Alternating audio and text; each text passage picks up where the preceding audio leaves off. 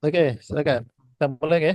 Assalamualaikum warahmatullahi wabarakatuh. Waalaikumsalam warahmatullahi wabarakatuh. Mari Assalamualaikum kita mulai warahmatullahi sesi wabarakatuh. pagi hari ini dengan baca basmalah. Bismillahirrahmanirrahim. Bismillahirrahmanirrahim. Bismillahirrahmanirrahim. Langsung 7 menit kepada Mas Lutfi ya untuk menyampaikan paparan rancangan aktualisasinya. 7 menit mulai sekarang, monggo Mas Lutfi. Assalamualaikum warahmatullahi wabarakatuh. Yang saya hormati Bapak Daryanto SPD MID sebagai penguji pada seminar hari ini. Yang saya hormati Bapak Sumiran, Dr. Sumiran SPD MPD sebagai mentor yang sekarang mungkin belum hadir, Bapak. Punten. Yang saya hormati Bapak Gunawan sebagai moderator dan juga host saya.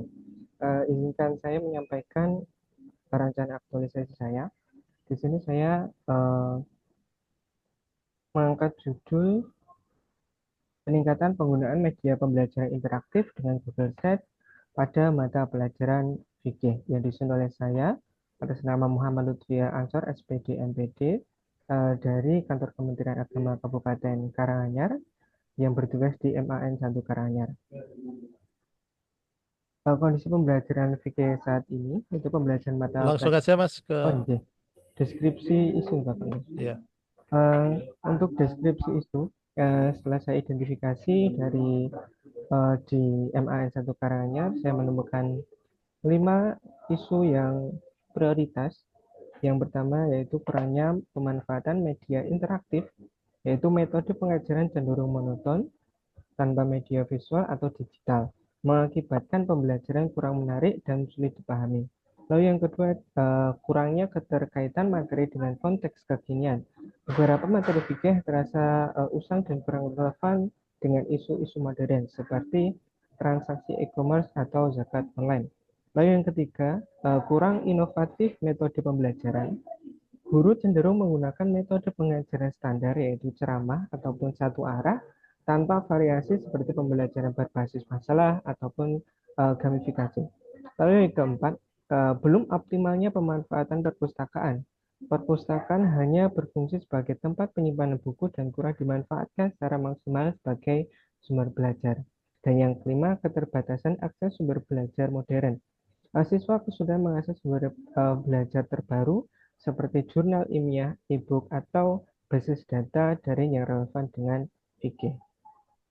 Dari kelima isu tersebut, saya menggunakan analisis prioritas isu dengan metode APKL, yaitu aktual, problematik, kekhalayakan, dan layak.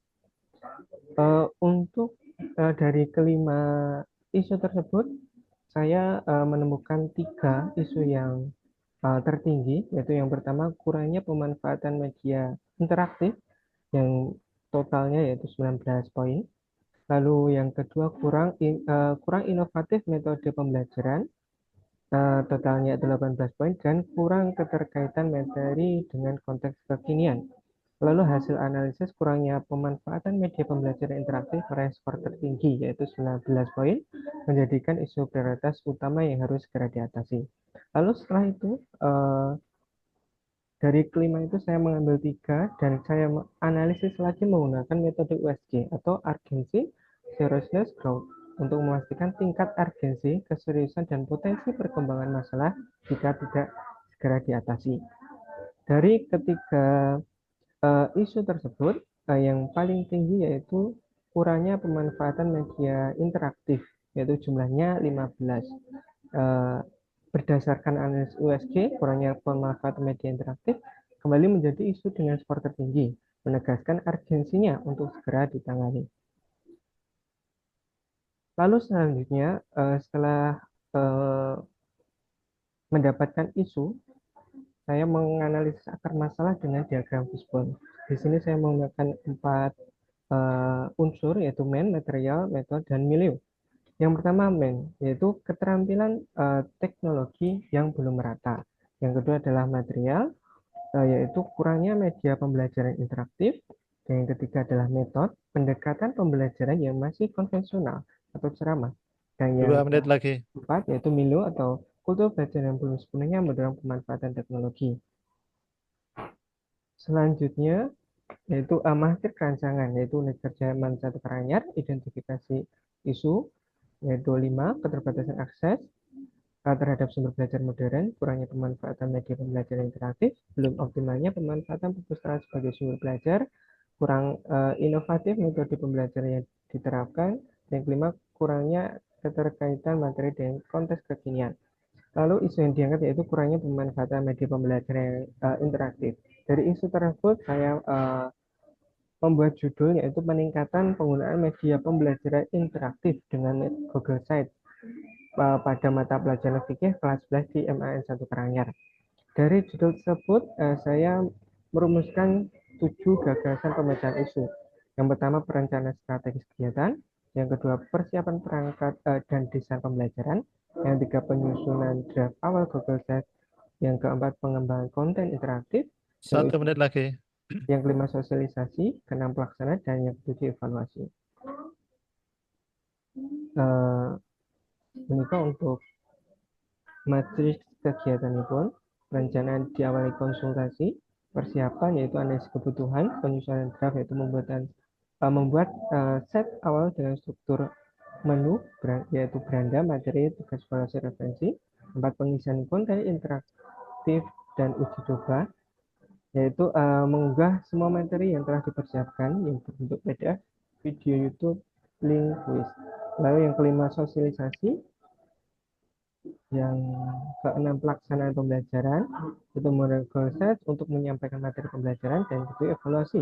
Evaluasi di sini menggunakan Satu menit kebutuhan. lagi.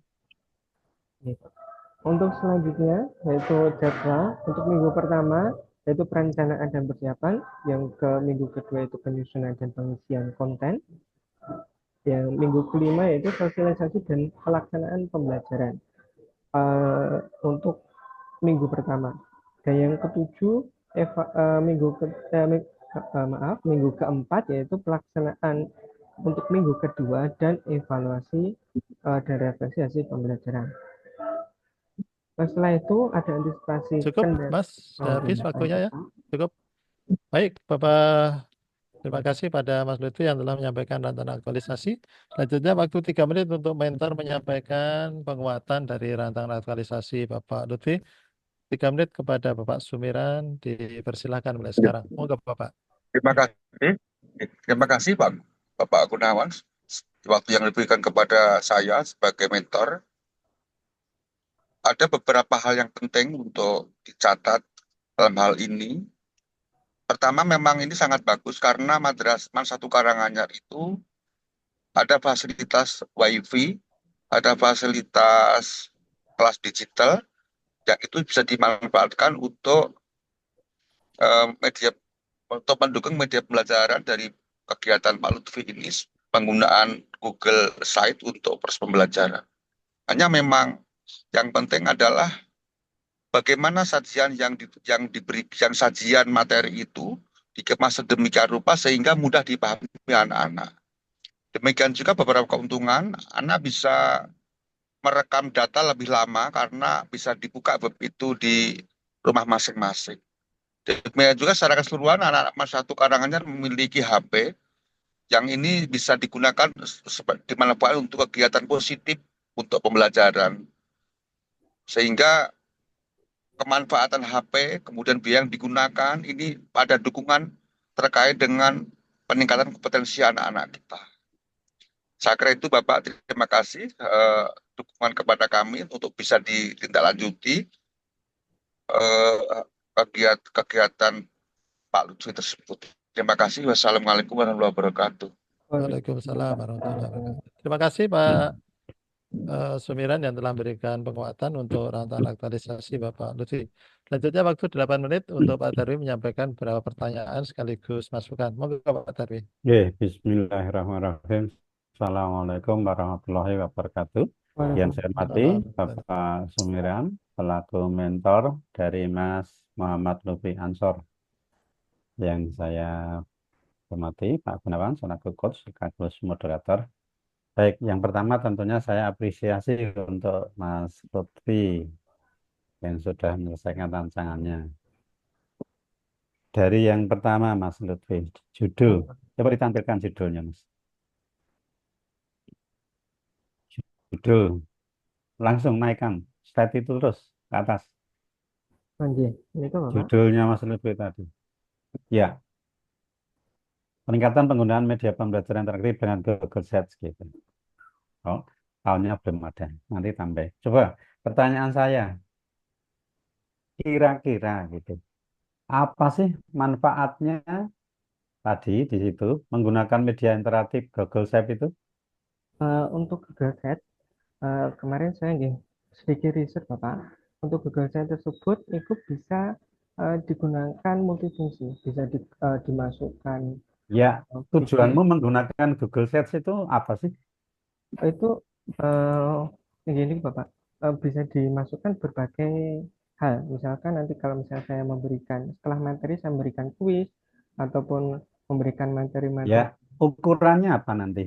nanti saya akan membuat pretest dan post-test Bapak. Oke. Nggih. Pretest post itu bicara tentang apa sih? Nanti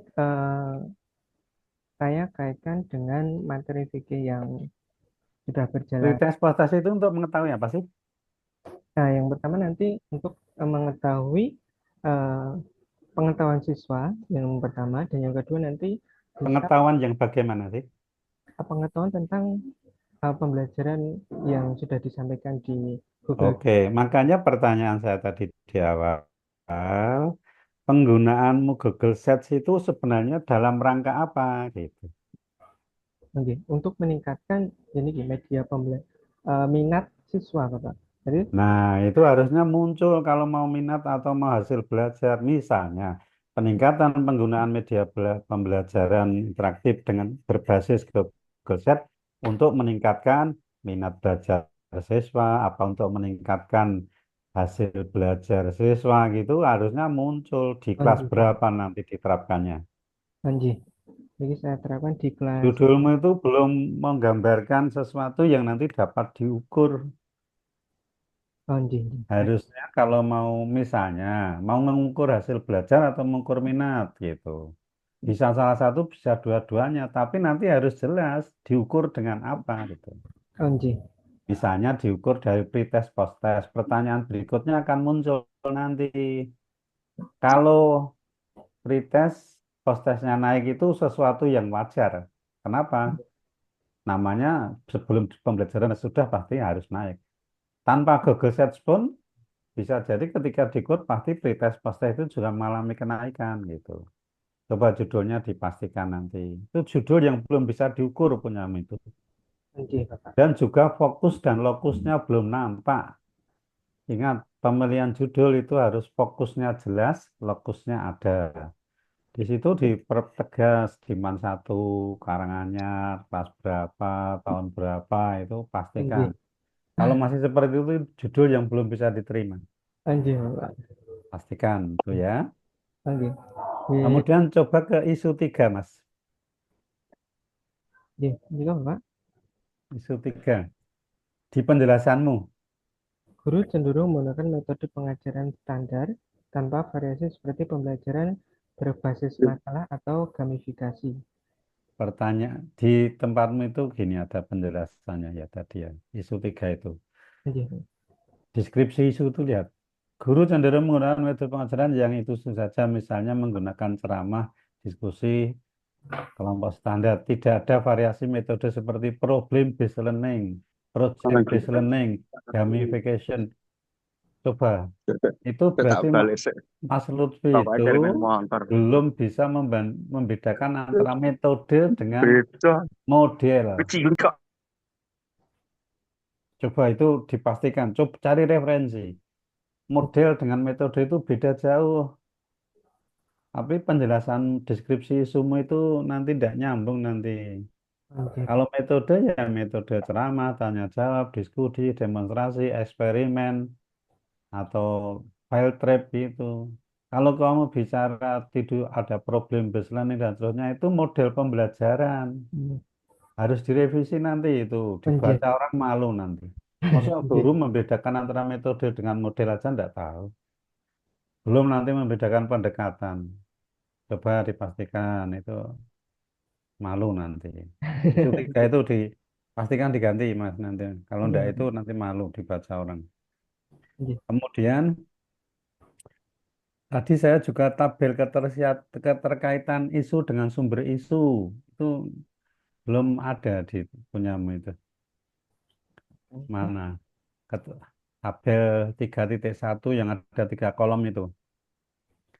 Yang di situ bercerita tentang isu, sumber isu, dan keterkaitan isu. Sumber isu itu dilihat dari manajemen ASN atau smart ASN. Oh, iya. Keterkaitannya dari bagian topiknya itu pastikan belum ada di sana. Oh, iya. Kemudian backbone-mu coba, backbone-mu. Itu Ya. Pak. Terus gagasanmu apa? Idemu untuk menyelesaikan kurangnya pemanfaatan media pembelajaran yang interaktif. 2 menit lagi ya. Iya. Jadi pemanfaatannya itu tadi Bapak menggunakan eh, media pembelajaran Google Search tadi. Oke. Nanti indikatornya apa?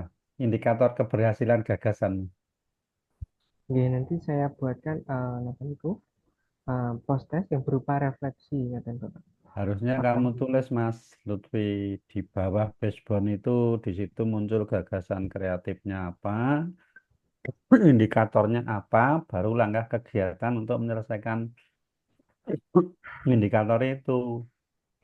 Alur berpikir membuat rancangan itu kan memilih isu dulu 5, dianalisis dengan APKM menjadi 3, di USG menjadi 1, diangkat. Kemudian ditampis dengan diagram backbone, ada akibat.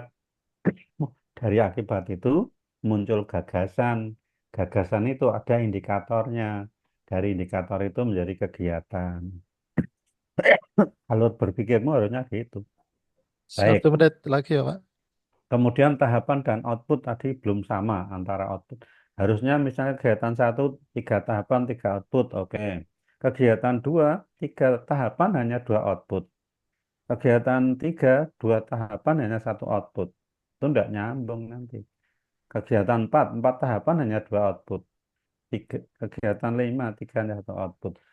Satu tahapan itu harus ada 1 output yang bisa diukur, Mas. Berupa Oke, hasil nyata gitu. Itu tidak bisa diukur punya itu.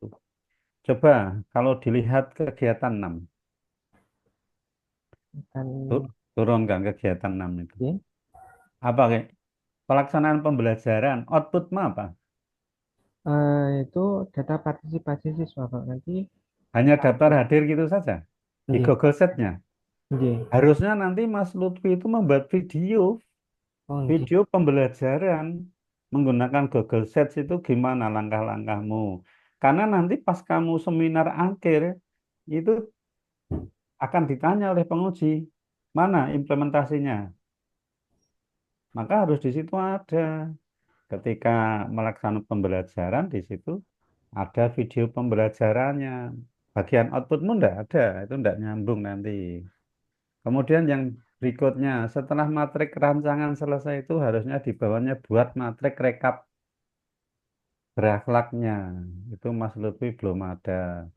Kenapa? Kemarin seminar terakhir itu penguji yang dari Jakarta itu membandingkan rencanamu berapa implementasi berakhlaknya, nanti setelah pelaksanaan ada berapa itu dibandingkan.